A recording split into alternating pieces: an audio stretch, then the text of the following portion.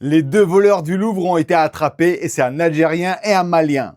Et donc c'est eux là, les deux. Ils ont été filmés par un visiteur au Louvre, au pif comme ça, alors que les caméras de surveillance, elles marchaient pas. Les deux voleurs, c'est des mecs de Saint-Denis. Il y en a un, ils l'ont interpellé à Orly, il prenait un avion en direction de l'Algérie.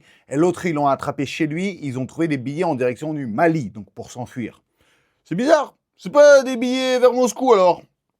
Élémentaire, mon cher Kader. Alors, loin de moi de faire des clichés Sistra, non, pour moi, la news la plus ouf, c'est qu'apparemment, ils avaient des complices dans la sécurité du Louvre. Donc, des gars qui les ont indiqués là où la porte était la plus fragile, là où les caméras ne marchaient pas, c'est-à-dire presque partout en vérité. Et Jimmy Fallon, il s'est déjà foutu de la gueule de la sécurité du Louvre. Il a dit qu'il bosse 24/7, 24 minutes par jour, 7 jours par mois. La société allemande, les fabricants de ces monte-charges, ils ont profité pour se faire une pub sur Instagram. Ils ont dit, quand on a besoin de faire rapide, utilisez Boker. C'est du foutage de gueule des Français, je vous jure. Donc, ils ont été attrapés, ils sont en train de se faire interroger pour découvrir qui c'est qui a commandé ce vol, donc qui c'est ce collectionneur milliardaire mystérieux.